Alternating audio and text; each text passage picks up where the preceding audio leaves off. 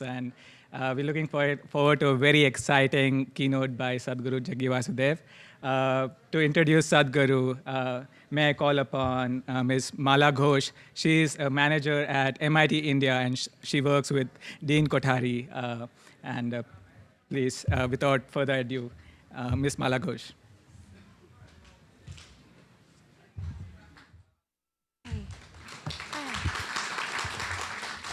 Thank you. It's my honor to introduce Sadhguru, described as a yogic, mystic, and humanitarian. He's the founder of the Isha Foundation, an international volunteer-run nonprofit that distills powerful methods for creating peak physical, mental, and emotional well-being. The foundation that recognizes the possibility of each person to empower one another, restoring global community through inspiration and individual transformation. He offers inner technologies, or inner engineering programs, as a vehicle for transformation to over 5 million people around the world. He is an inspirational leader, motivating over 2 million volunteers worldwide, a strong network that is the basis of the foundation. He's also a social entrepreneur, pioneering mobile health clinics in more than 2,500 villages in rural South India alone.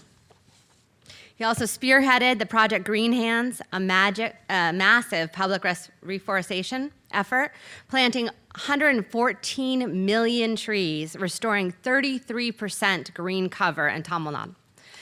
He even won the Guinness Book of World Record in the number of trees planted in one day, more than 800,000. He's opened countless networks of schools, leads programs that are attended by 30,000 people at one time in cities all over India. His work has been widely recognized. He has been named one of India's 50 most influential people. He has served as a delegate to the United Nations Millennium Peace Summit, World Peace Congress, the World Economic Forum, the Australian Leadership Retreat, and TED India.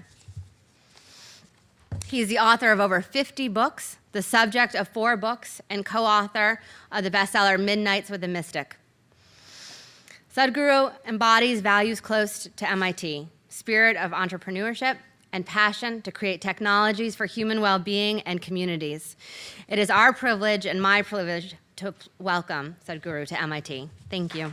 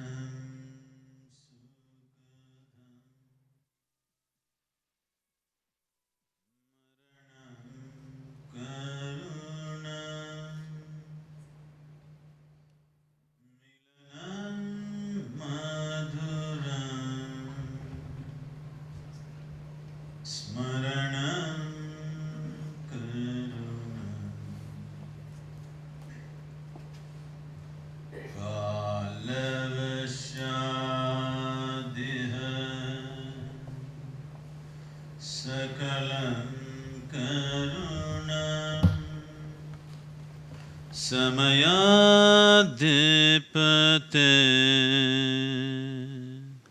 Akilam Karunam. Good afternoon, everyone. Oh, you're not in talking terms with me? I said good afternoon. Okay, that's nice. So India, as a nation, though its political integration happened only 65 years ago, as an identity, a national identity has existed for thousands of years. People from the outside world have always communicated with India as a nation, though politically it was many bits and pieces. India's contribution to the world is both profound and multifaceted. Great minds through times, from many parts of the world, have said too many wonderful things about India. No less than Albert Einstein went out to say that not a single significant scientific step could the modern science take without the mathematical basis from India. Mark Twain went further and said, anything that can ever be done either by man or God has been done in this land.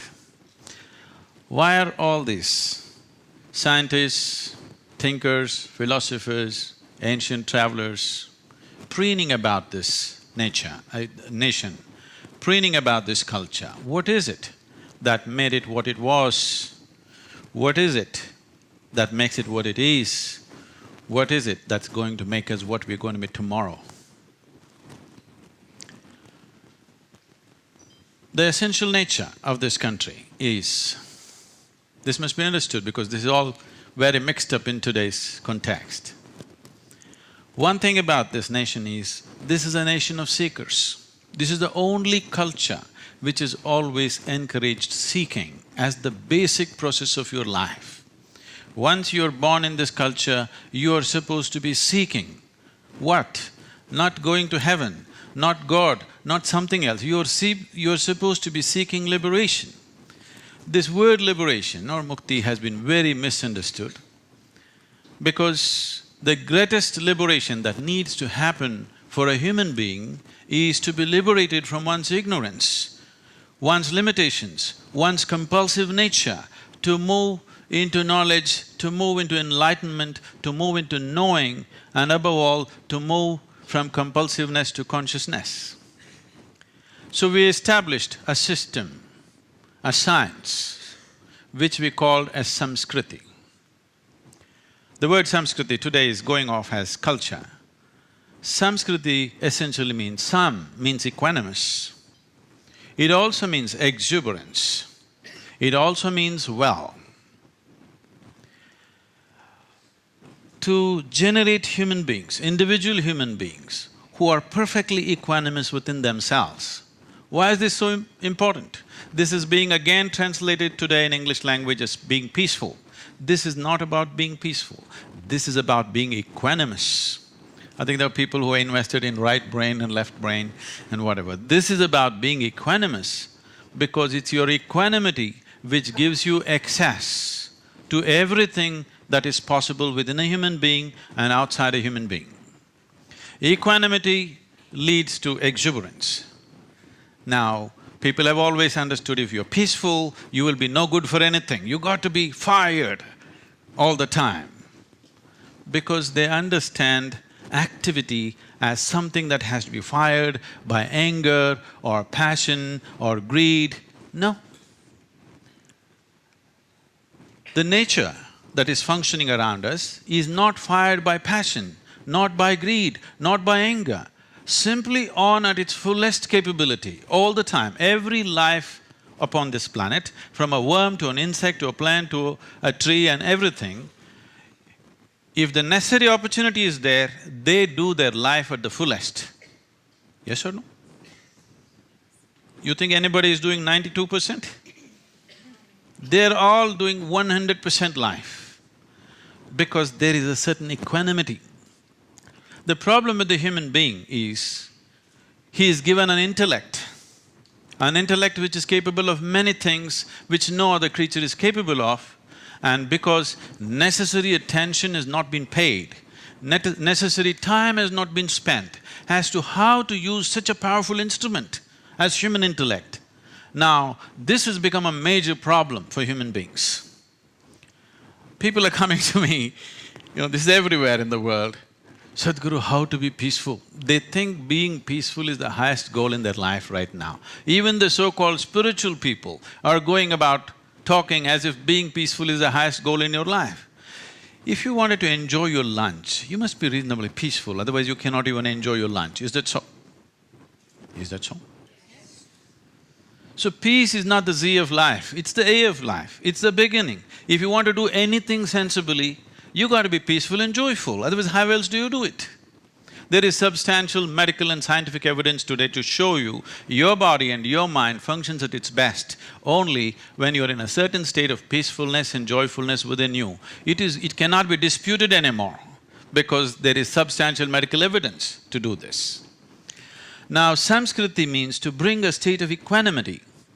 If this becomes equanimous, suppose you're riding a bicycle, only if you're in perfect balance of your riding, you will look around, you will enjoy life around, you'll want to do something.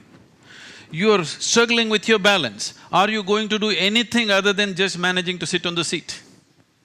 You are not going to do anything.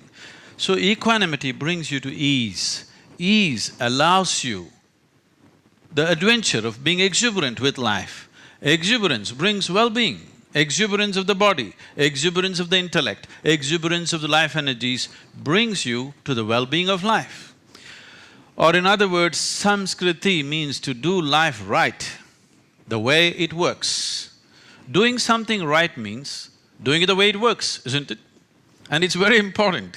Whatever we do it the way it works. Can I… I'm getting very serious. On a certain day, a man fell into the septic tank. I want all of you to visualize yourself in a septic tank. He desperately tried to come out, he could not. Then he started screaming, "Fire, fire!" His neighbors heard this fire call and they called the firemen. They came rushing, looking all over the place for fire. No fire, no smoke. Then they found this man, they pulled him out and asked, "Why were you screaming fire? Where is the fire?" He said, "If I said shit, shit, would you come?" Unless you do the right things will not happen to you. That is true with the world around you, that is true with what's within you.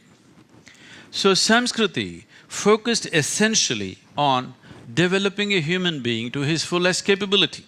Today we're running schools like this, where it's not oriented towards anything, not loading a child with information, just develop the body and develop the mind to the highest possible skill, to the highest possible capability, and anything it can do. A human being, the immensity of being human has been completely missed because no attention has been paid to this. We are always busy, how to fix the world, how to fix the world, how to fix the world. The world need not be fixed. If we generate the right kind of human beings, the world will be a wonderful place to live in. We are the only problem right now, isn't it? Is any other creature a problem on this planet? This is the only one because this came with a higher capability than others. It is like you are given a technology which is… you're not willing to… you're still in hammer and anvil technology, that level of involvement, but you have a very high tech on your hands, you are going to be a disaster. This is what humanity is becoming slowly because the whole orientation is about how to make the world. No, you don't bother about the world. You learn how to make individual human beings into great human beings, the world will be a great place to live.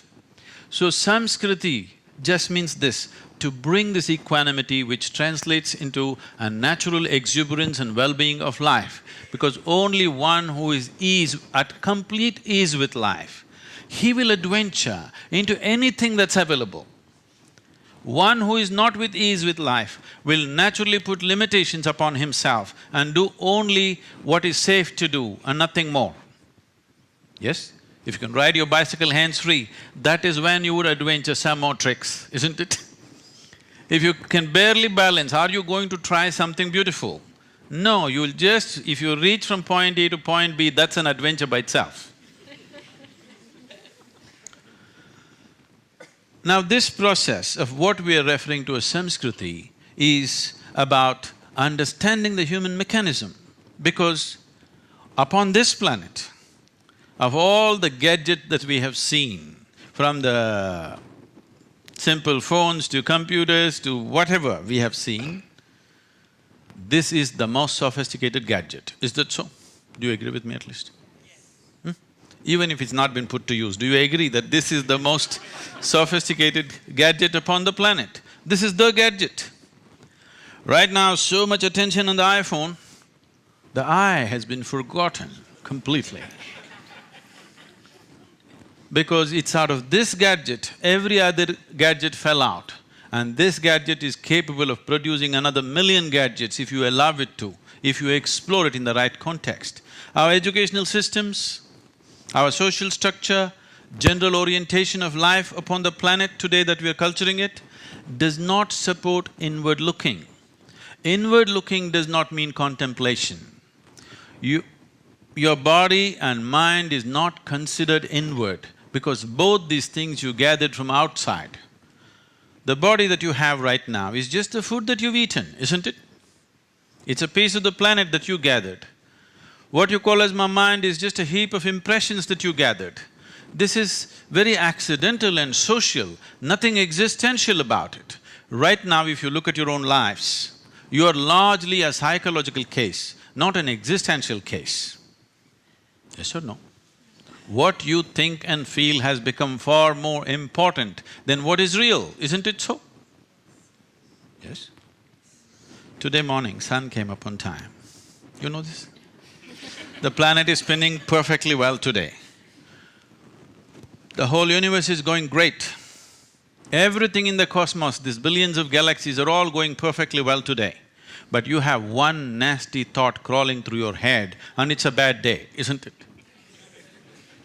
You lost perspective as to who you are.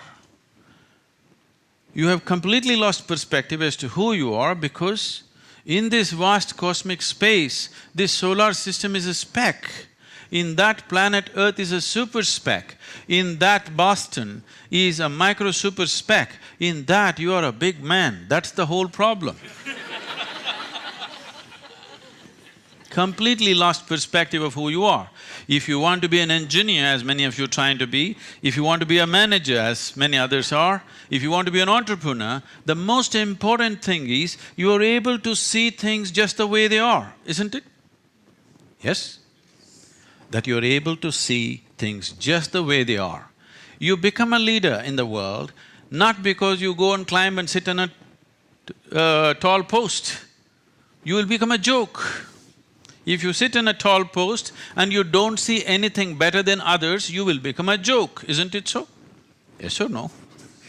The idea of sitting on a perch is that you can see better than others. You're able to see something that nobody else is able to see right now. That makes you a natural leader. You don't have to climb a post.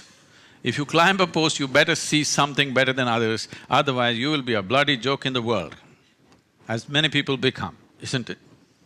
Now, Samskriti means just this, allowing this system to raise to its highest possible peak. Because that's the only thing a human being can ultimately do, that this can rise. So is it just about training your body? Is it just about training your mind? No. This is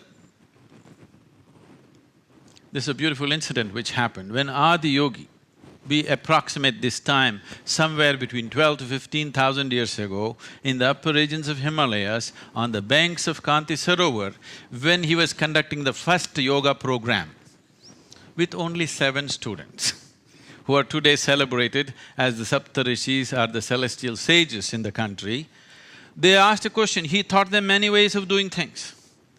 He said, these are the different ways you can achieve your ultimate potential. Because ultimate potential in the yogic system is seen as to be able to receive, to be able to perceive things just the way they are. If you can perceive the whole existence just the way it is, this is considered the ultimate possibility for a human being because only what you perceive is reality. Rest is just imagination, isn't it? Yes? If you want to do anything in this world, you must be able to perceive it the way it is. So, it is seen perception or being able to see everything just the way it is considered the ultimate potential of a human being. What you do out of it, what you don't do out of it is up to you. The times of the history will decide that. Suppose 1,000 years ago, you had an IT idea, okay? Maybe you would just remain with the idea and not done anything about it, isn't it? Because what you do and what you do not do is decided by social and world situations. But your ability to perceive is most important. There is no work on human perception at all in the modern systems of education. We believe they will learn on the way. And that's going to be very distressing and stressful, because today I see successful people are the most stressed out people. This is a very wrong message that you're sending to the young people, because if success is suffering, why the hell pursue it? This happened in a big way in the 60s. You should know in this country that in 60s, the young generation thought, what is the point of being successful, because it's anyway miserable, you can see it on their faces. It's written on the faces of successful people that they are miserable lot. So smoking pot on the street side is actually a much better thing to do, at least we're happy. This is the message. If successful people show a miserable face, this is the message, isn't it so? This is the message to the youth, this is the message to the world. Because once this message happens in any society, it is a disastrous society. It is once again rising in this society. That message is going again, beginning to happen. Once that message that success is a bad thing goes across to any society, that is surely down the drain society, it's going there.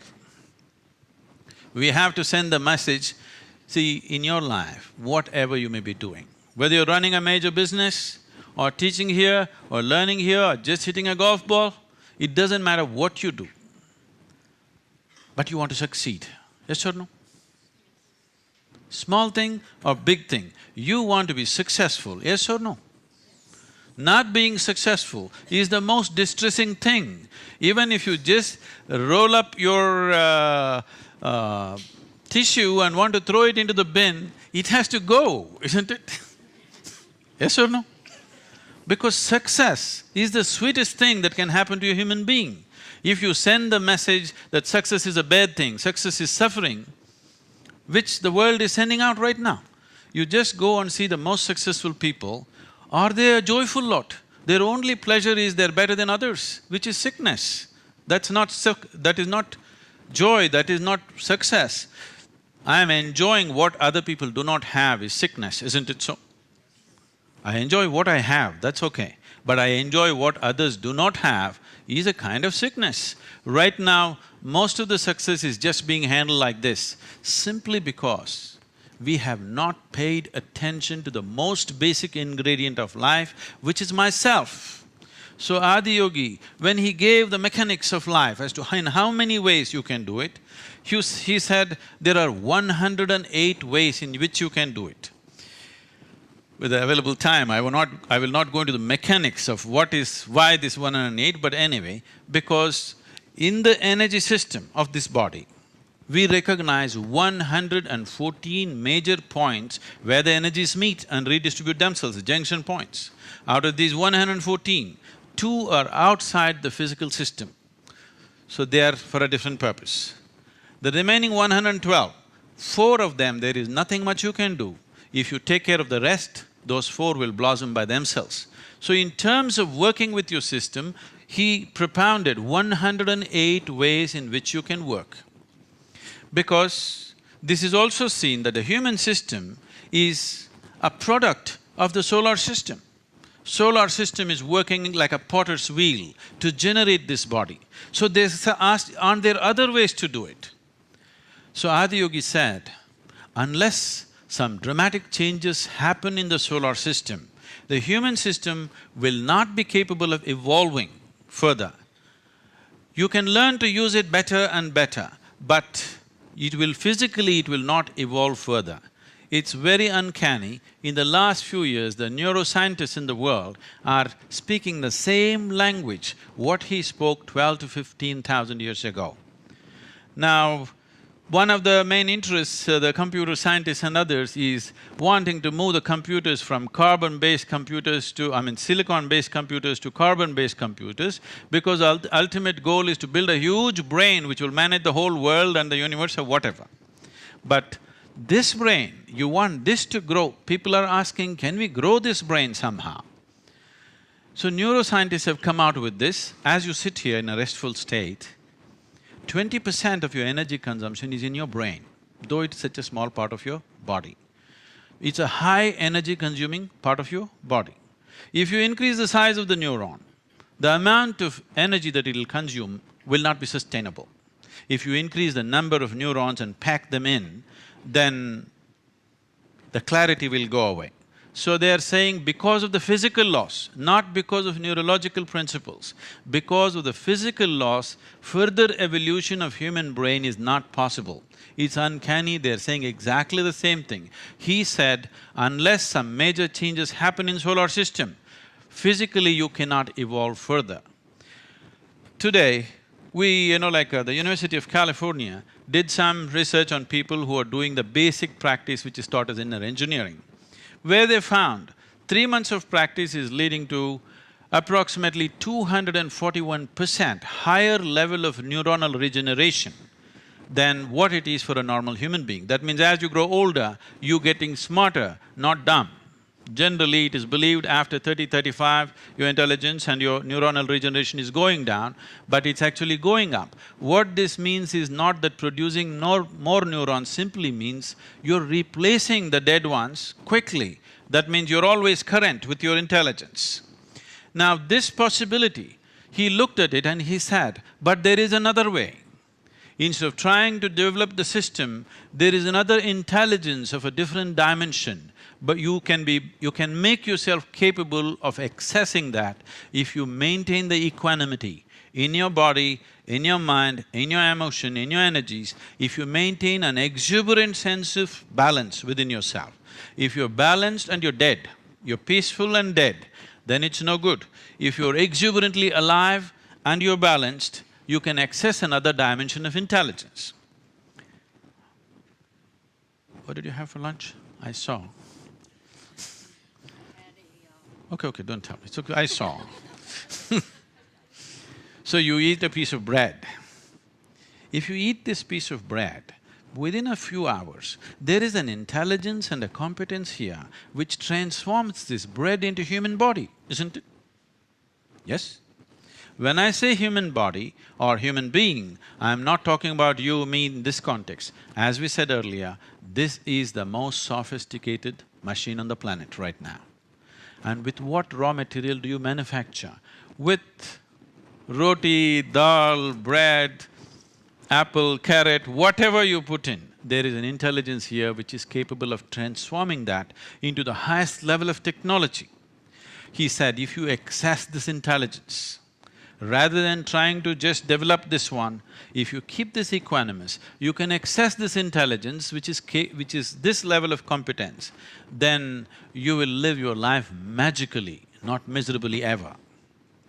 Now, without paying enough attention to this, we are paying too much attention to the planet. Our attention is killing the planet, I want you to know. Maybe we are all psyched up about our technology, our engineering, all this. If we go business as usual, I'm not trying to turn the clock back for all of you who are thinking of 242 billion and 500 billion, whatever, it could be done in so many other ways. If you just go on as we go, both with industry, business, population, we are expecting, the United Nations is projecting by 2050 we will be 9.6 billion people. 9.6 billion people, heavily empowered with technology. If all of them become active, entrepreneurial, definitely it's a disaster, isn't it? Right now the only safety is 50% of the population is lazy. Yes. See, it's not human intelligence which is saving the planet. It's not human love which is saving the planet. It's not human compassion or sense saving the planet. It's human lethargy which is saving the planet. That is not good. Right now it's the lazy people who are saving the planet. All the industrious people are only consuming the planet at a pace it cannot be replaced, isn't it? In the last 1,000 years, we have become almost superhuman. Not even 1,000, in the last 150 years, we've become almost superhuman. What 1,000 men could do, today 1 man can do. Once you have this kind of power, this kind of capability, we need to handle this more sensibly, isn't it? If an ant crawls on your hand, you don't mind, oof, it'll go away. If you are like an ant, it doesn't matter how you walk, you can walk upon anything or anybody. But if you become an elephant, you better be careful where you put your foot. Right now, we are on the verge. Right now you're going like a rhinoceros, you will become an elephant. And once you become an elephant, wherever you put your foot, there will be destruction unless we're conscious about where we put our feet, isn't it? So Samskriti is not just about this one. If this one is well, it will make sure everything is well. Right now, action is propelled by dissatisfaction. Action is propelled by negative emotions. Action is not propelled by conscious action. Action has to come forth out of pleasantness within you. In the sense, if I happen to meet you when you're feeling very peaceful and joyful, I'm sure you're a wonderful person. Yes? But if I happen to meet you when you're angry, when you're frustrated, when you're depressed with something, you could be nasty, isn't it? Yes or no? See, about 20% of our time, resource and energy is spent in the prisons, both in South India and to some extent in the United States. And people ask me, Sadhguru, why are you spending time with these horrible criminals? They've done all kinds of things. We are waiting here, we barely get to see you. So I don't see any criminals. All I see is every human being is in pursuit of his happiness. The man whom you call as a criminal also is in pursuit of his happiness. It is just that he pursues it far more vigorously than you. That's all the problem is. You're willing to stand in the line, he wants to jump the line, isn't it? What else is wrong with him? He's also pursuing what you pursue, nothing different. He also wants the same money, he also wants the same happiness, he also wants the same joys of life, isn't it? Only thing is, he does it so vigorously, he doesn't care whether he places your foot on your face or on the floor. That's all the difference is, isn't it? So, as a humanity, as a human being, as a human mechanism, this needs far more attention than it is getting right now.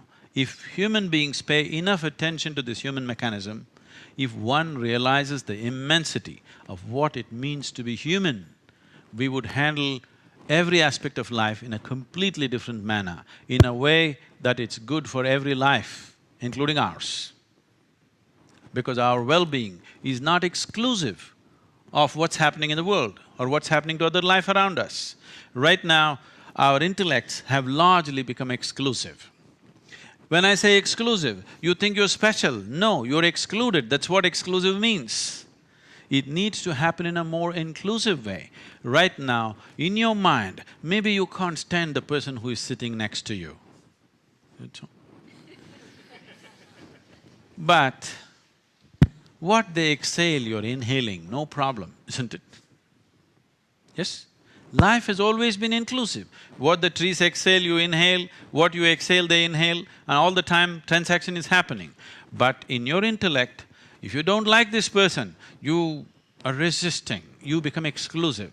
But life is happening in an inclusive manner. Your intellect, your mind, your emotion has to serve the life, not the other way around. Once your intellect, once your thought process is working against the life that you are, being happy is once in a way.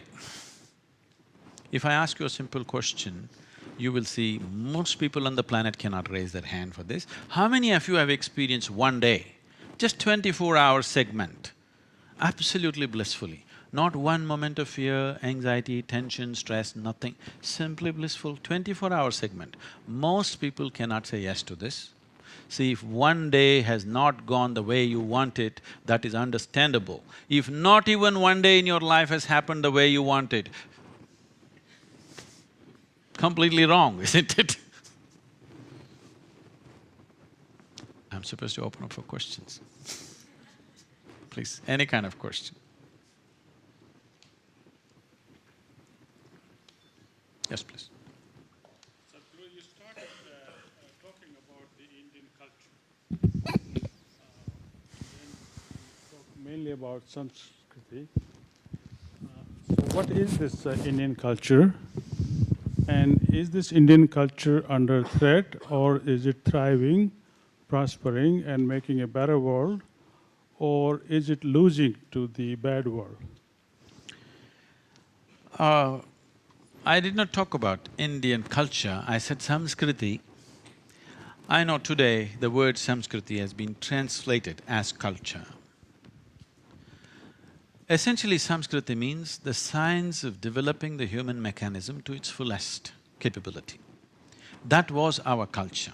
So we produced some of the greatest minds on the planet when the rest of the world has not even thought about anything fundamental.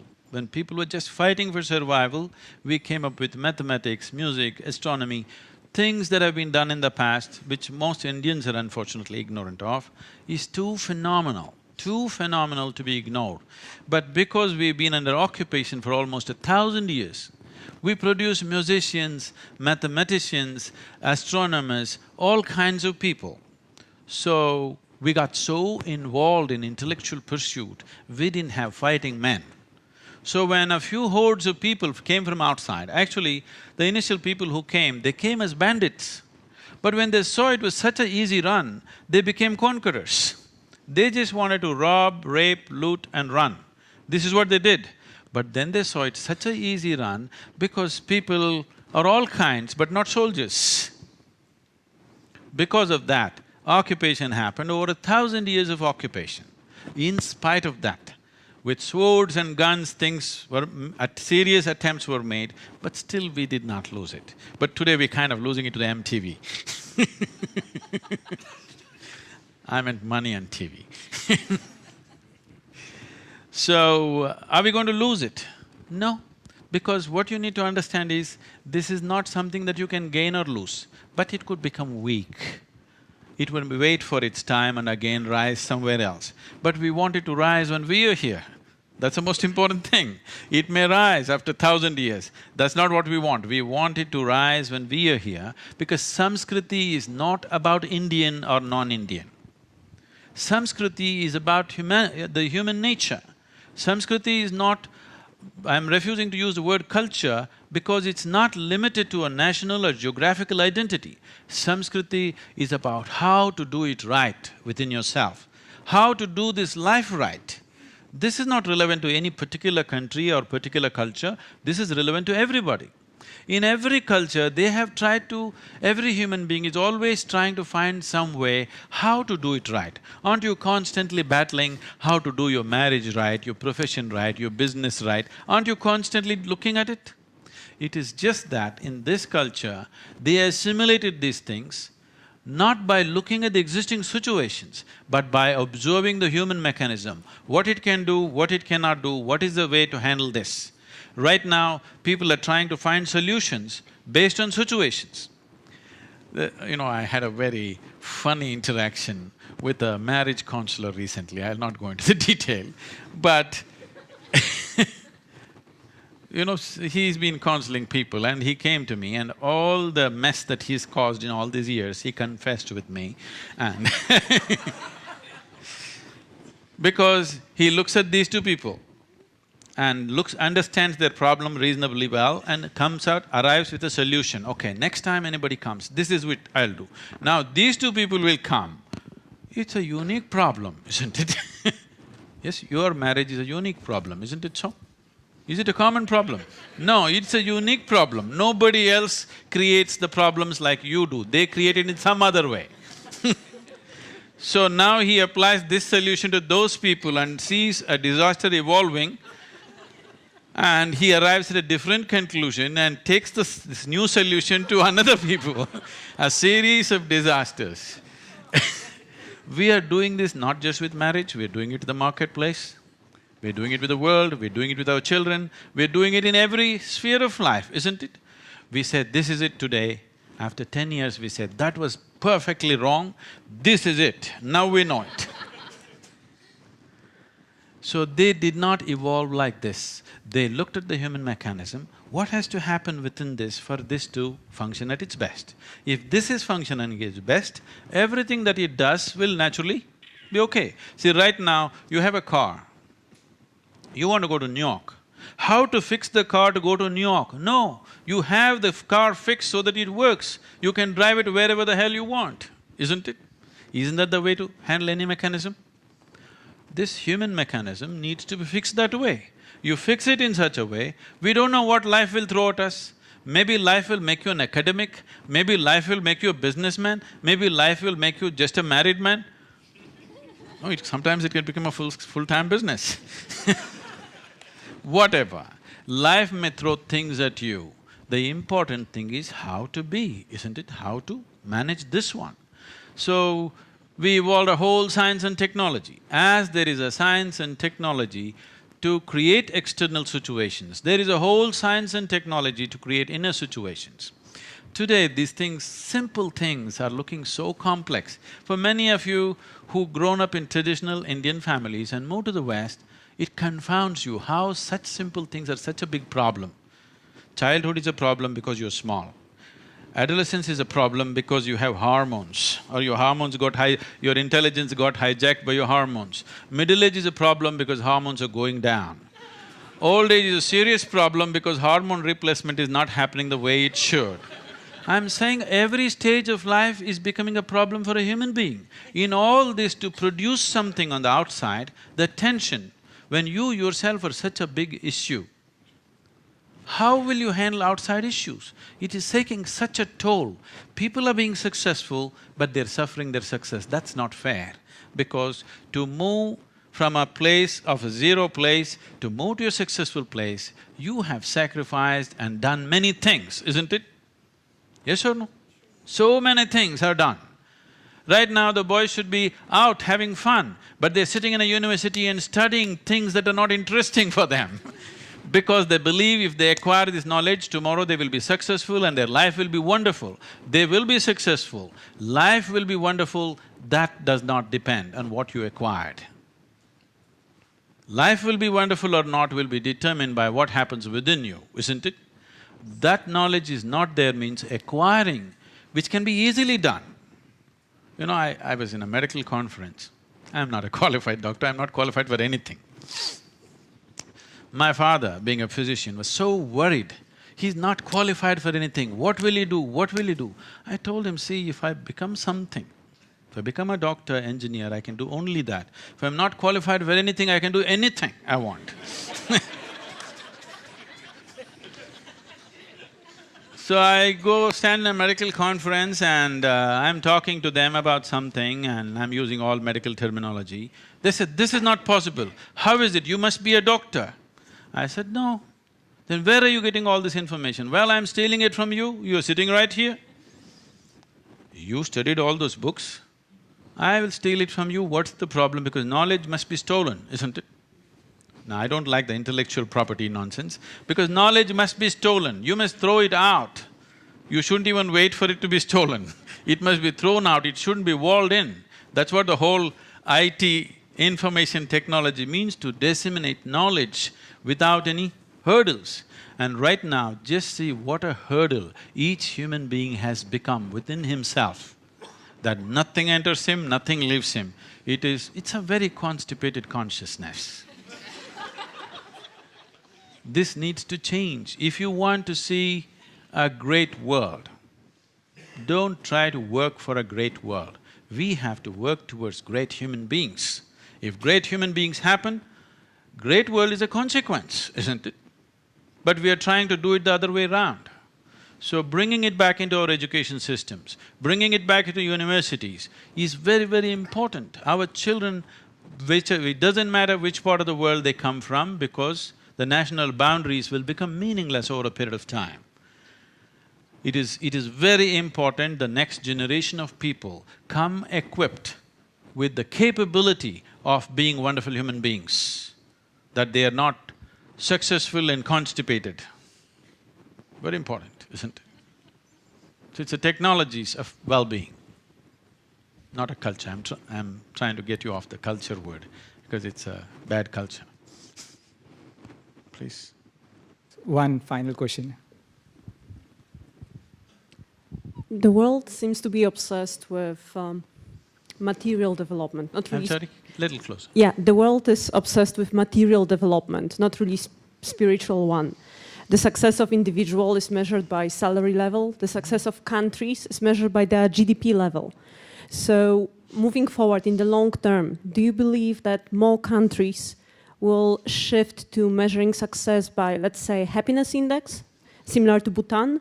Or do you think that that focus on material success will prevail?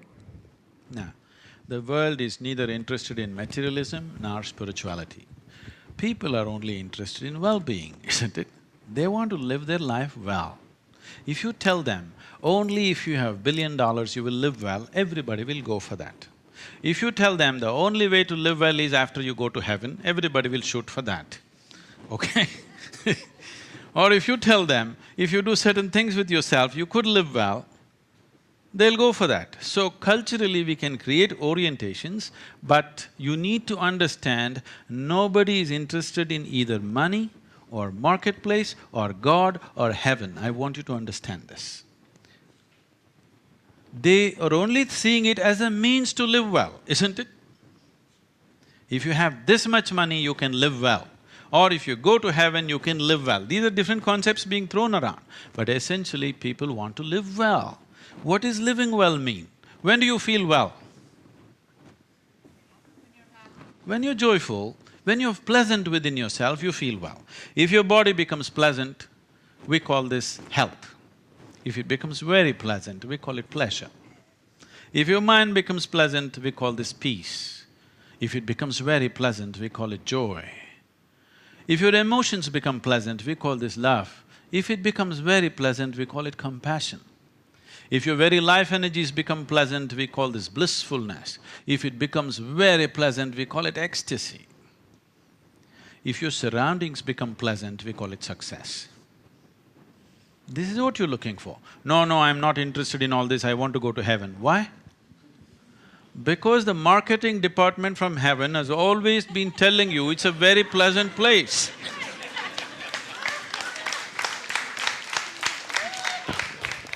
From the day you were born, if we told you, God lives in heaven but it's a horrendous place, do you want to go there? No, we'll pray from here only, isn't it? So all that you're looking for, every human being, what you're looking for is pleasantness inside, pleasantness around you, isn't it? So, today we understand that unless you have this much market access, you cannot create pleasantness around you. Many people are traveling to United States from every part of the world because people believe surroundings are pleasant. Internally, I'm okay, I'm Indian, anyway I'm peaceful.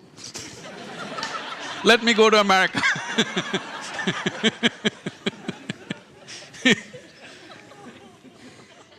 People are traveling and coming here not because they have fallen in love with USA, because they believe their surroundings will be pleasant, isn't it? Yes or no? Pleasant means what? With least number of hassles around you. Yes or no? So, people are not looking for materialism or spirituality. They want pleasantness inside, pleasantness outside. Pleasantness inside is 100% doable within yourself.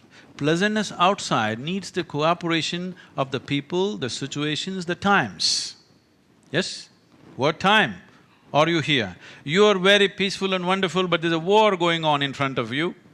Outside making it pleasant is out of question, but internally you can be pleasant. So one challenge about this is external situations. When we talk about economics, as people have been discussing economics, they've not been talking technology, they've been mainly talking economics.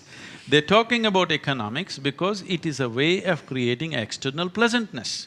And you know all the challenges that they've been discussing, because to create external pleasantness, there is a whole lot of cooperation that has to happen from the rest of the world. But to create inner pleasantness, you don't need anybody's cooperation, you just need some sense within yourself. If you have a working head, you'll create pleasantness for yourself, you will not create unpleasantness for yourself. It happened like this. On a certain day, a lady went to sleep. In her sleep, she had a dream. In her dream, she saw a hunk of a man staring at her. And then he started coming closer and closer and closer. He came so close she could even feel his breath. She trembled, not in fear. And then she asked, "What will you do to me?" The man said, "Well, lady, it's your dream." What's happening in your mind is your bloody dream. Now, right now the problem is not that life is not happening the way you want it, marketplace is not happening the way you want it, the world is not happening the way you want it. Even your dream is not happening the way you want it. At least that we must fix. That's easy to fix, isn't it? Fixing the world, fixing the marketplace, fixing outside situations takes much more effort. At least your dream should happen the way you want it. If you're right now having a pleasant dream, is it nice for you? Yes? This you can fix immediately, isn't it? Outside takes time and effort and cooperation. Thank you very much for being here.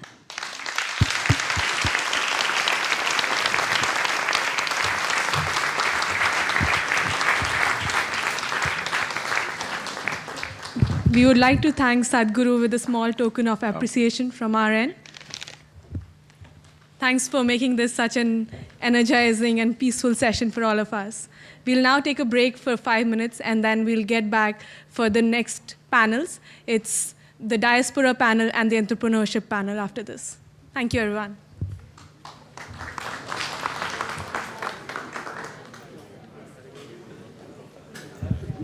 And just to clarify, the entrepreneurship panel is in the room across the hall.